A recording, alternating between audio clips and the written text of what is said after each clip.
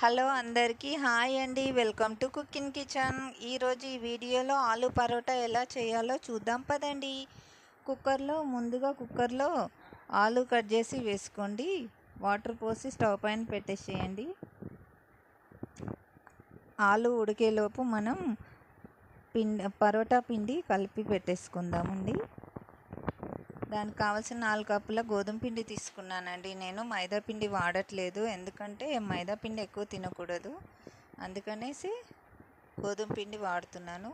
1 spoon salt, కొంచెం oil వేసి బాగా కలపాలి.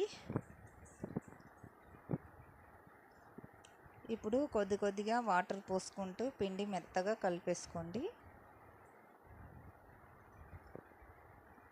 ఇంకొద్దిగా వాటర్ వేసుకొని కొంచెం ఆయిల్ వేసి మెత్తగా ముద్దలాగా బాగా కలపాలండి. మెత్తగా కలిపేసుకొని మూత పెట్టేసి పక్కన పెట్టేసుకోండి.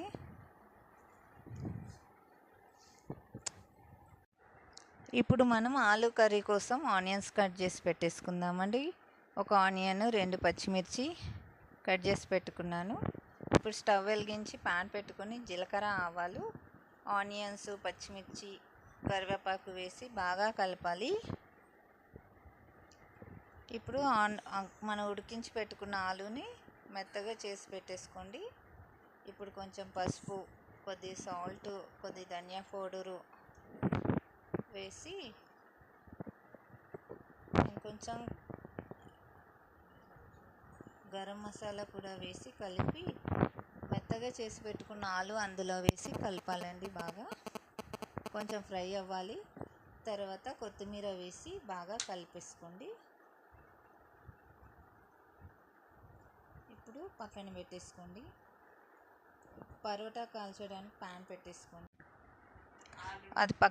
ఇప్పుడు పిండి తీసుకొని పిండి కొంచెం రౌండ్గా చేసుకొని ఆలు మధ్యలో పెట్టేసుకోవాలండి.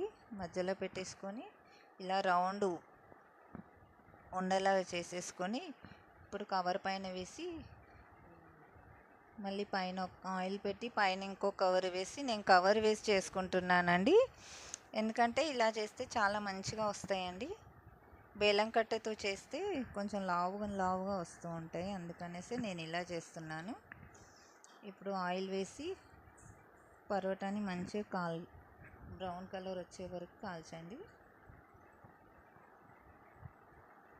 అంతలోపు ఇంకొకటి రెడీ చేసి పెట్టేసుకుందామండి మనము, అది ఫ్రై అయ్యేలోపు. సైడ్లు కూడా మంచిగా కాలాలండి పరోటాకి, లేదంటే కొంచెం పిండిగా ఉంటుంది. అన్ని వైపులా కాల్చేసుకోండి. ఇప్పుడు మళ్ళీ ఇంకొకటి వేసాం కదండి, అది కూడా ఫ్రై అవుతుంది. చూడండి, ఇలా చుట్టూ అంతా మంచిగా ఫ్రై అయితే చాలా బాగుంటుందండి. ఇప్పుడు పెరుగుతో ఆలు పరోటా రెడీ అండి. ఇంకా కర్రీతో కూడా తినొచ్చండి, చాలా బాగుంటుంది.